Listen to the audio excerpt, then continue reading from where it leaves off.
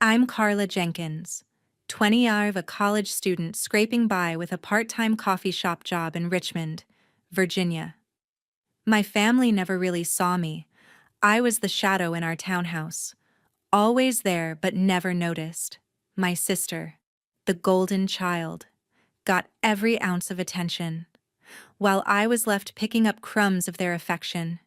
Years of being overlooked had carved a quiet resentment into me, but I kept it buried, hoping one day they'd see my worth. That hope died during our Thanksgiving prep last Wednesday night. The kitchen was a storm of chaos, and I was juggling my laptop, trying to finish work for a deadline. My sister, in a flash of spite, knocked it to the floor. The screen cracked. My work gone. I froze, heart pounding, as she leaned in close, her voice sharp as a blade. "No one wants you here." My parents, standing nearby, didn't flinch.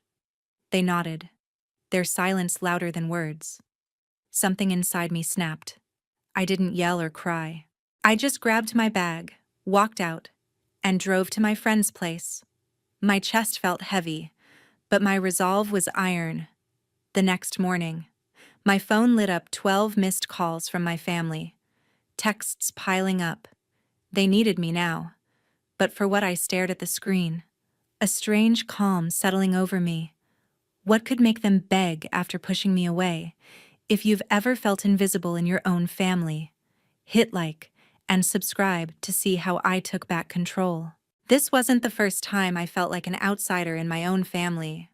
Growing up in our Richmond townhouse, I was always the afterthought, the one who didn't quite fit. My earliest memories sting with neglect my 10th birthday, when Mom and Dad forgot to plan anything, too busy praising Wendy for her school project.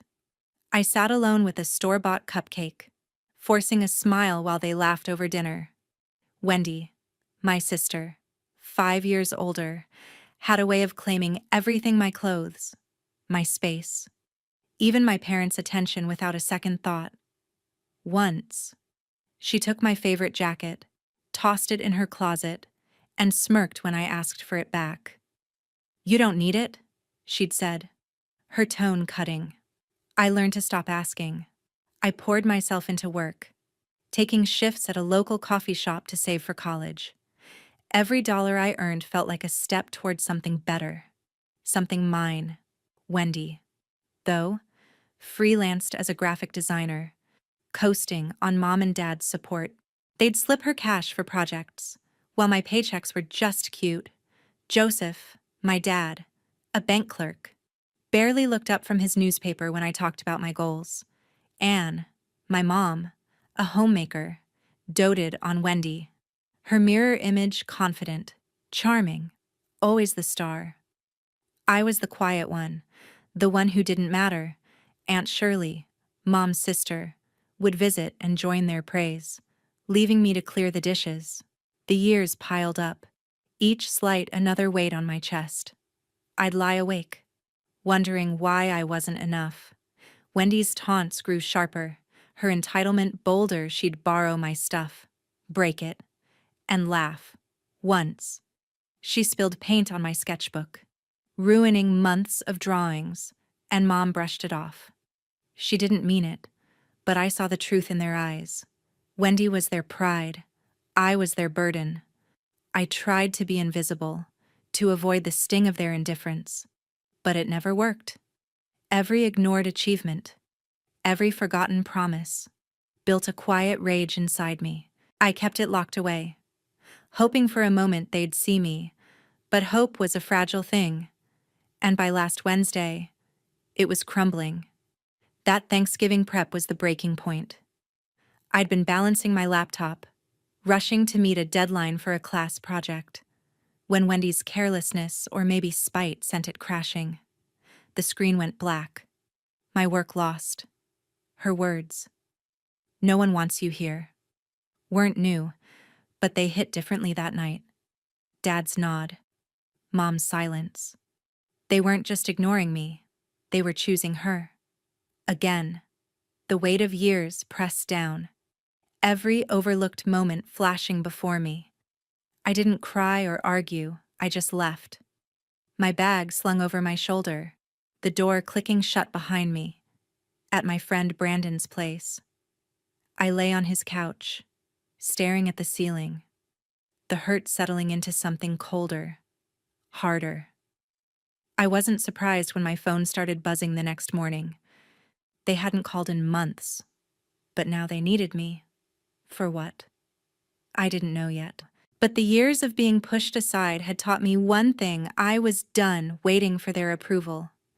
That night at Thanksgiving wasn't just a fight, it was the end of pretending I belonged. I'd spent years trying to earn their love, but all I got was indifference. Now, with my phone lighting up, I felt a shift.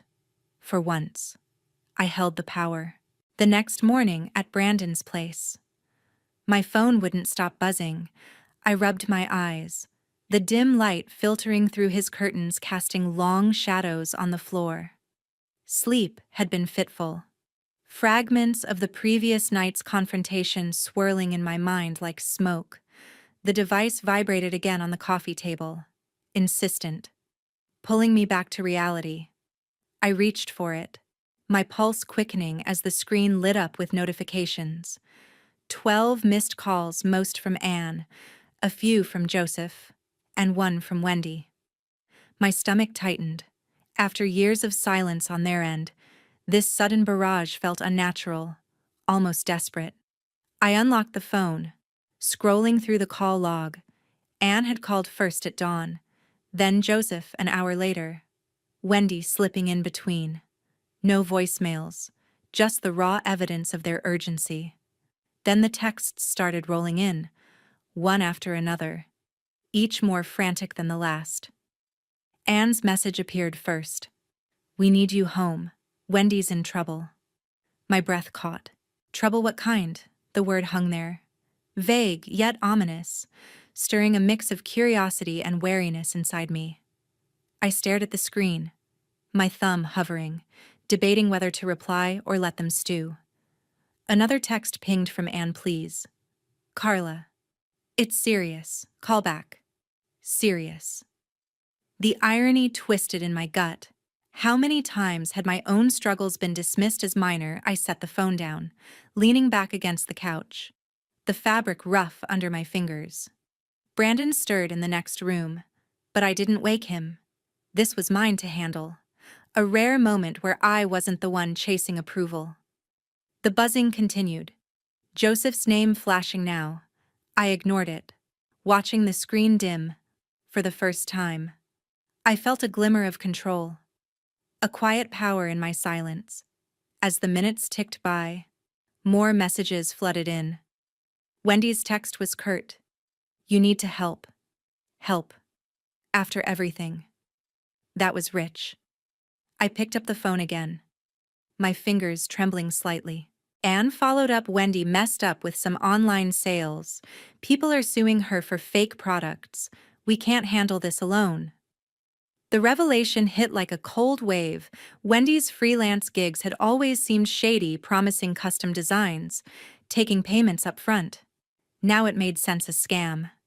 Peddling counterfeit goods through sketchy websites, luring buyers with low prices. The lawsuits were piling up, demanding restitution she couldn't afford. My mind raced, piecing together the fallout. In Virginia, such fraud could lead to civil claims, maybe even criminal charges if the scale was large enough.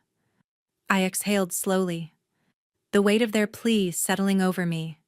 They weren't reaching out for reconciliation. They needed a bailout. My savings from the coffee shop, shifts hard-earned, tucked away for my own future, suddenly loomed in my thoughts. But why me? Why now? The resentment from years past bubbled up, mixing with this new twist. I typed a response to Anne. "Not my problem." Sent. The words felt liberating, a small act of defiance. I imagined her face, the shock rippling through the house. Joseph texted next. "This isn't the time for grudges. Come home." Grudges, as if my pain was petty. I set the phone to silent, letting them wait.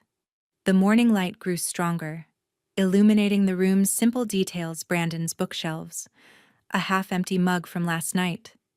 In that quiet space, away from the chaos, I felt a shift. For so long, I'd been the one overlooked. But now they were scrambling. The control tasted unfamiliar, almost sweet. But I pushed it down, focusing on the facts. Wendy's scam had caught up to her false ads for knockoff jewelry, electronics, whatever she peddled. Buyers, furious over undelivered or shoddy items, had filed complaints, escalating to legal action. The family's finances, already stretched, couldn't cover the settlements. As the hours crept on, I pondered my next move. Ignoring them felt right, a boundary I'd never set before. The phone vibrated once more, but I didn't check. Let them sweat. In that moment, I realized how deeply their favoritism had shaped me. Always second, always expendable. But now, with their crisis unfolding, I held the reins. The thought lingered, a quiet resolve forming. Whatever came next, I wouldn't rush in. This was my turn to decide. By noon, another call came in, this time from Aunt Shirley. The ringtone pierced the quiet of Brandon's apartment, jolting me from my thoughts. I hesitated, my finger hovering over the screen, before answering. Shirley's voice, usually warm and chatty, carried a strained edge. She launched right in, her words a familiar plea wrapped in family loyalty. "Carla, you have to come back. Family sticks together through tough times." The phrase echoed in my ears, a hollow mantra I'd heard countless times growing up. But now, it rang false, stirring a deep-seated frustration I could no longer ignore. I gripped the phone tighter, my mind flashing to the patterns of favoritism that had defined our household. Shirley, always the mediator, had witnessed it all: Mom's endless praise for Wendy, Dad's distant nods, yet she'd never intervened. Why now, I asked, my tone steady but laced with years of unspoken hurt.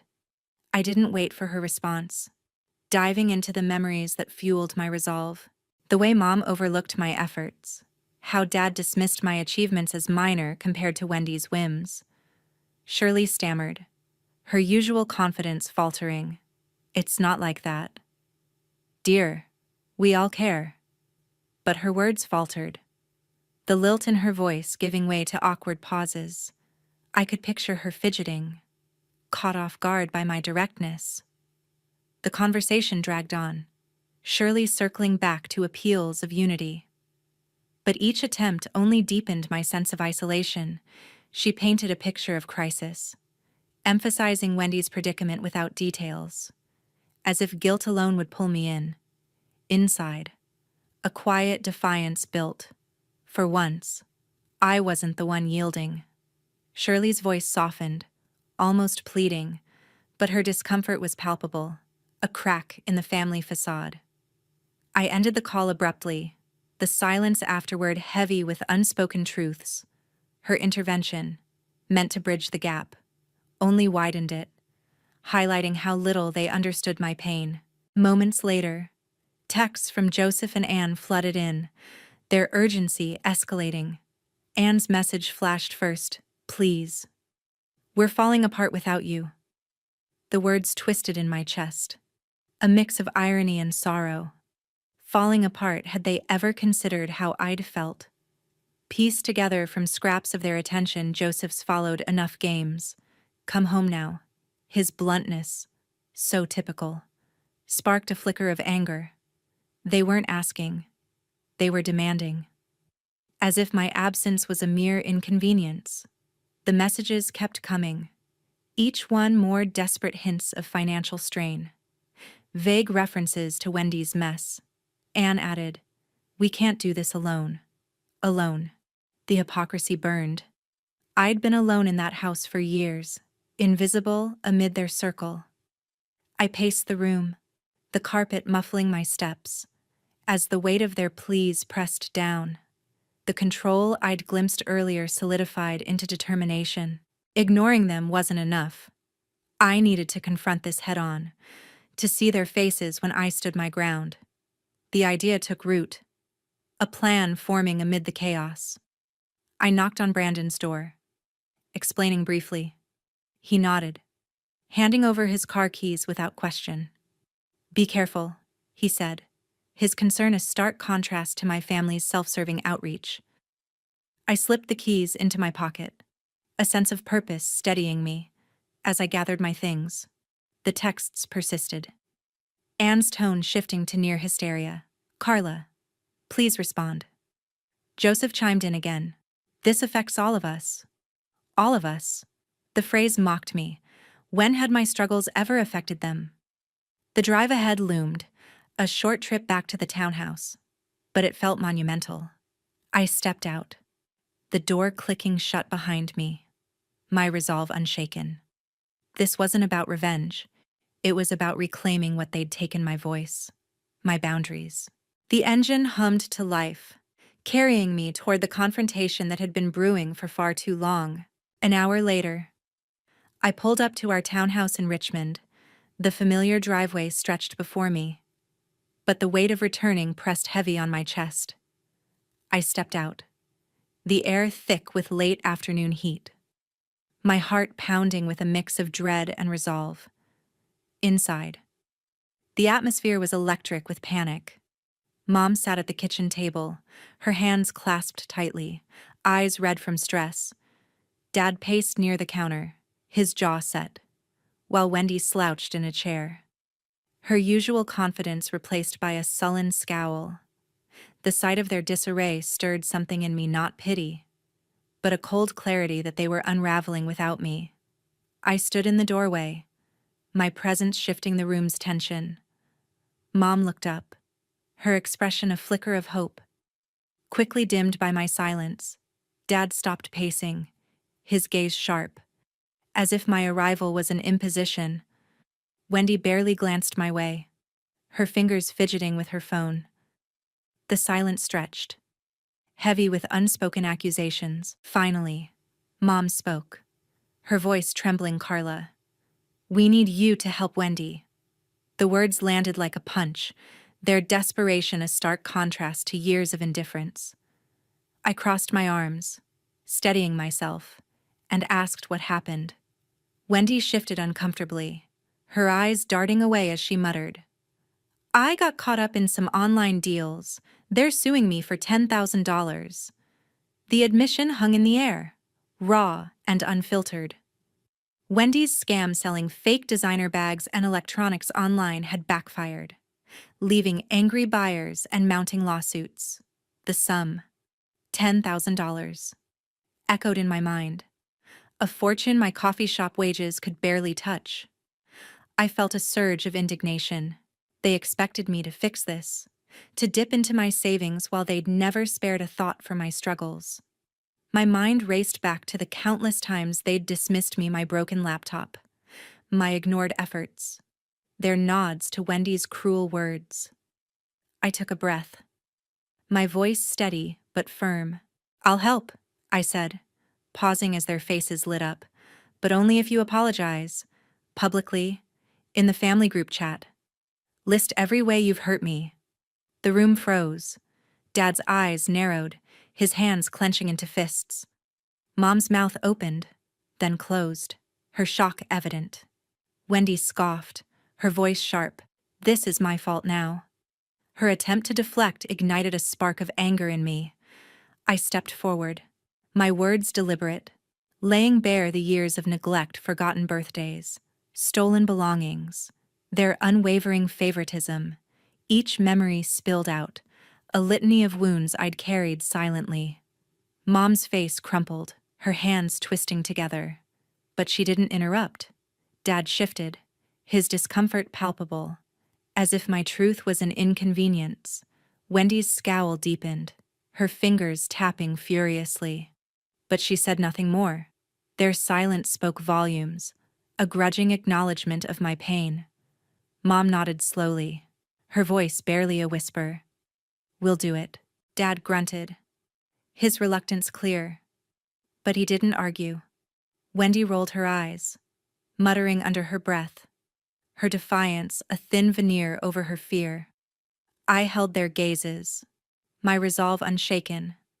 This wasn't about their money or their crisis.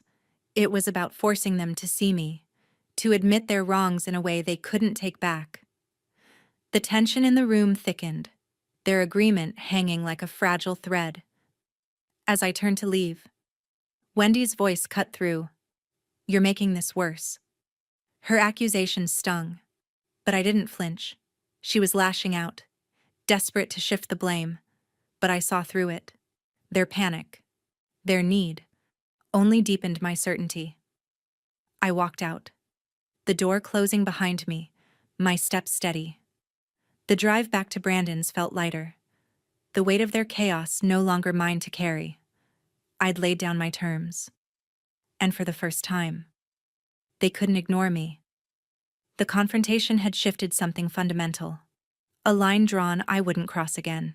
The next morning, my phone pinged with a new group chat message. I sat up on Brandon's couch, the faint hum of his apartment grounding me as I opened the app. The family chat, usually dormant, glowed with a single, stiff paragraph. Mom's name was attached, but the words felt forced, pieced together like a script they hadn't rehearsed. They apologized for past oversights, for not always being fair, and for any hurt caused. The phrases were hollow, carefully crafted to avoid true accountability. No mention of the forgotten birthdays, the stolen belongings, or the years I'd spent as their afterthought. It was a performance, not remorse, and it stung more than their silence ever had. I leaned back, my fingers tracing the edge of the phone, a bitter taste settling in my throat. The apology was a means to an end, a transaction to secure my savings for Wendy's mess. I pictured them huddled together, debating each word, hoping it would be enough to pull me back. But the clarity I'd found in their absence held firm. I wasn't their lifeline. I typed a response, my hands steady. "You don't want me, you want my money, I'm done." The words landed in the chat, a quiet declaration of my truth.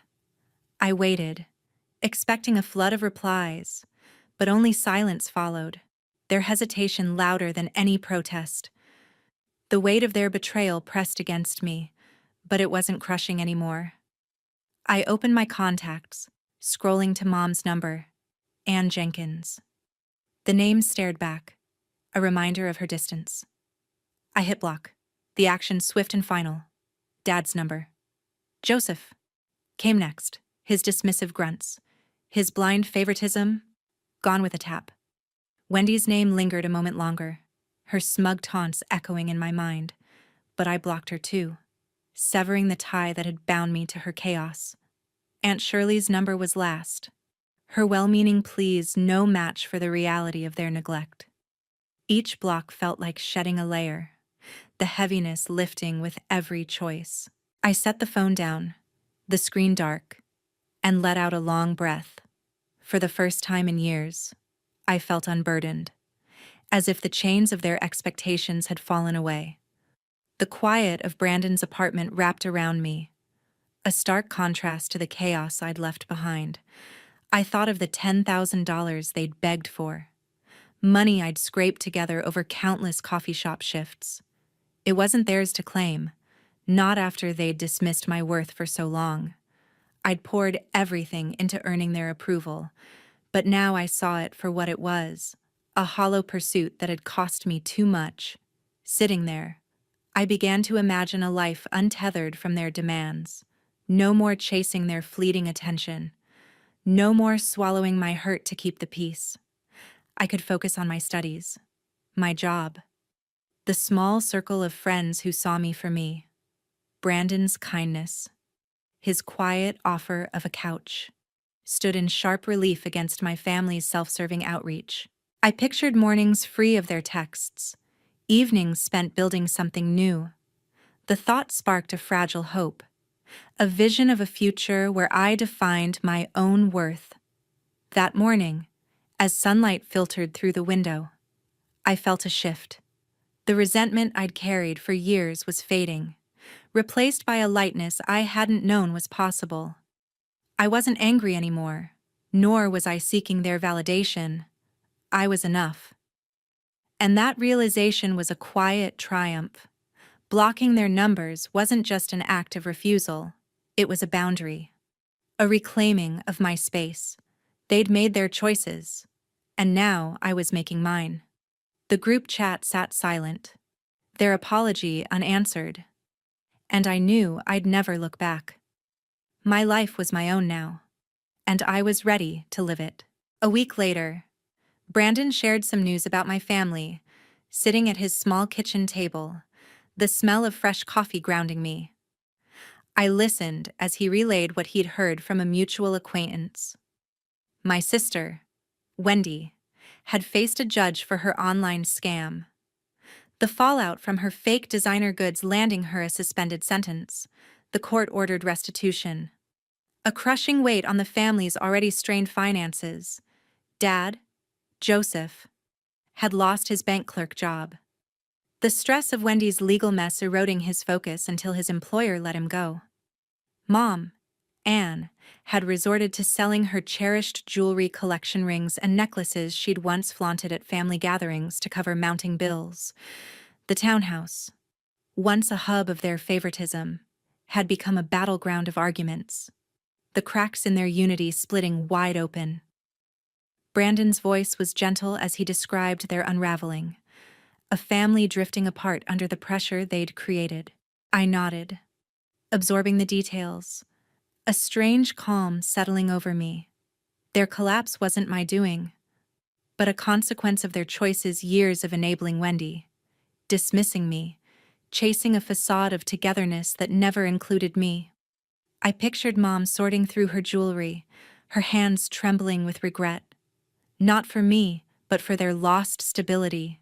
Dad's pride, once unyielding, now crumbled under unemployment's weight. Wendy, stripped of her charm, faced a future tethered to court orders. Aunt Shirley, who'd pleaded for family unity, had faded into the background, her calls unanswered by all. Their world was fracturing, and I felt no urge to piece it back together. Instead, I was building something new. I'd moved in with Brandon temporarily, his spare room a haven of quiet support. My coffee shop job had ended, but I'd found a new gig at a bookstore downtown, the kind of place where I could lose myself in pages and conversations. The work wasn't glamorous, but each paycheck felt like a brick in the foundation of my own life. I'd started spending evenings with new friends, classmates, co-workers who valued my ideas, my laughter, my presence. Their acceptance was a revelation, a stark contrast to the indifference I'd known at home. We'd grab burgers at a local diner, share stories over late-night study sessions, and plan outings that filled my weekends with warmth. For the first time, I wasn't chasing approval. I was surrounded by it. The lesson was clear, etched into every step I took away from that townhouse. Family isn't just blood, it's the people who see you, who lift you up, who respect the space you carve out for yourself. My family had chosen Wendy's chaos over my quiet efforts, and I'd spent years believing their rejection defined me. Cutting them off wasn't about spite, it was about survival, about choosing peace over poison. Blocking their numbers had been the first step, a line drawn to protect my newfound freedom. I didn't hate them, but I didn't need them either. Their apologies, their crises, their consequences, they were no longer mine to carry. As I walked to work one morning, the crisp Virginia air brushing my face, I felt a deep, unshakable freedom. The weight of their expectations, once a constant shadow, had dissolved. I didn't regret walking away, not for a moment. Their downfall was a distant echo, a reminder of what I'd escaped. I thought of Brandon's steady presence, the bookstore's quiet shelves, the laughter of friends who knew my worth. This was my life now, built on my terms, free from the need to prove myself. I was no longer the invisible daughter, the afterthought. I was enough. And that truth fueled every step forward. As I opened the bookstore door, the bell chiming softly, I knew I was home, not in a place, but in myself.